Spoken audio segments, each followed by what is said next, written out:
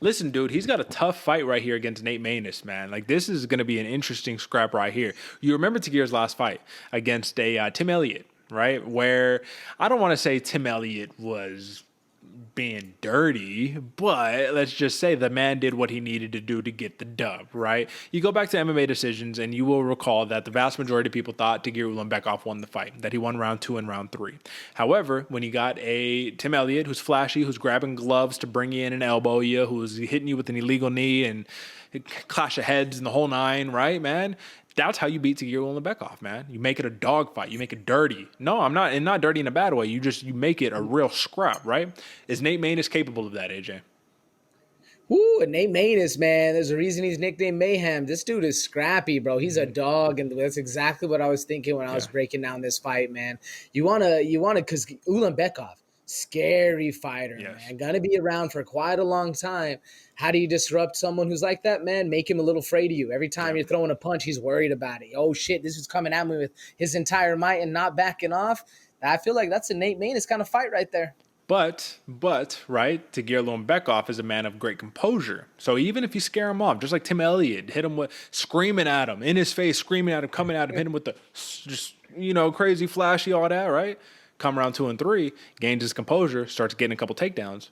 All the fight changes, right? Here's what worries me about Nate Maness, man. Nate Maness is big. He's big, man. If you even look at the differential between them two, 5'10 to 5'7", 72-inch reach, 70-inch reach, all in favor of Nate Maness.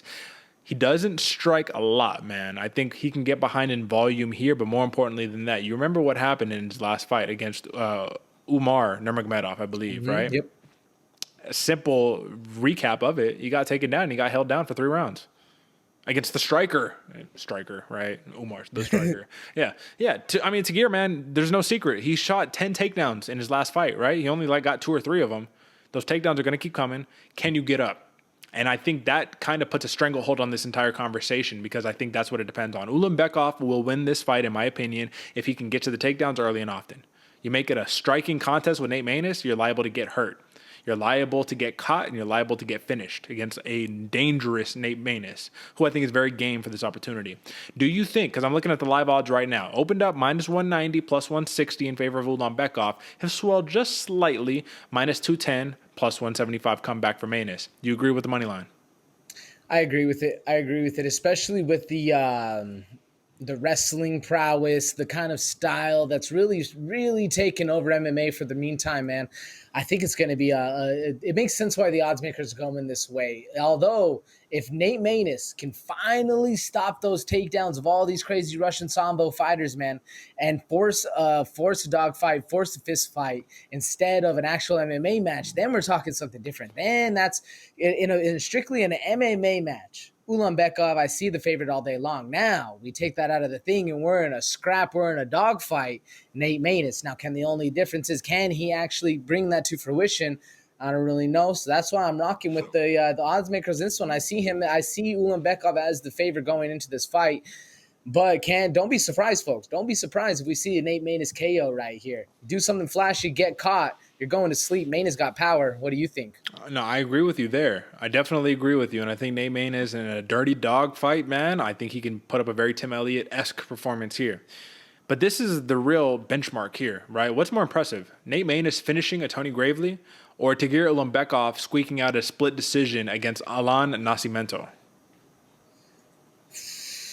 And here's the reason. Let me frame it up. This is the reason why I framed that. Because Tony Gravely, fantastic grappler with real pop in his shots that everybody thought was going to come in and steamroll Maness. Maness gets the job done. Doesn't just beat him.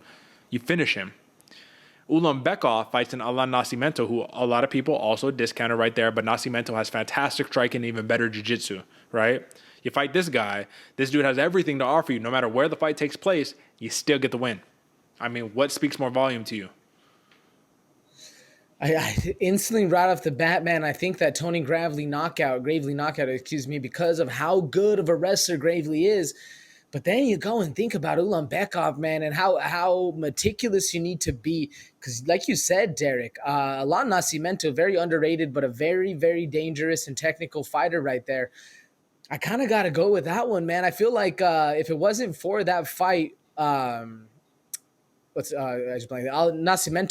would be on a bigger kind of a crawl right here. So credit to Ulanbekov for taking that from him. What do you think? Is it the KO? Am I being jaded right here just by thought process, or what? Or is it actually Ulanbekov's style that does him the best? The KO had more shock value and awe value because we know even though Gravely is a fantastic wrestler, he sometimes chooses not to use it, right? Then you had a Nascimento who got taken down multiple times, tried to use his jiu-jitsu and just couldn't, right? Against the Ulanbekov who just controlled top control, smash style, right? These are these guys. He's ranked number 15 for a reason, brother. This dude didn't creep into the rankings for no reason.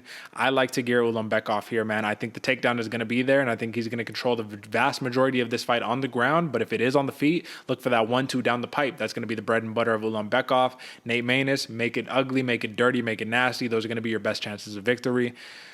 This is the question, though. Plus 1,400 for the TKO, plus 550 for the submission, minus 105 for the decision. If Umar Nurmagomedov was able to control Nate Maness and not get a finish over the course of 3 rounds, I think it'd be a little bit difficult to think that Tagir would just come and steamroll this dude. I like a decision here, personally, but you have to tread lightly. Because I'm not going to lie, everybody on this card, we haven't really mentioned it so far, but everybody on this card that is a favorite, quote-unquote, I think is liable to get upset on this card. I think it's hard to have anybody solidly driver's seat. You're the favorite.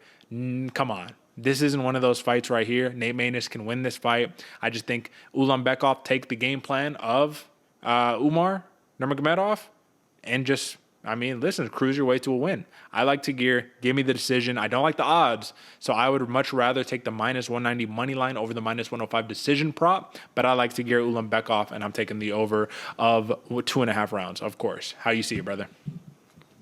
Yeah, I agree with you 100%, Derek. If I'm putting money on this one, folks, if you're putting money on this one, folks, I go with that minus 190 right there, money line all day long. But since I'm having to choose, I like to get Ulanbekov. I like the decision prop. Makes a lot of sense right there. We'll see. It's so hard to go against that smash style. Yes, absolutely, man. And that's the thing. We just got to see what do the judges want. Because clearly control time means nothing these days. It's every couple of weeks. They switch it up. Control time means nothing. Damage is everything. Oh, no, not damage. It's about control. Honestly, you just never know, man. But we're in Vegas, so it'll be interesting.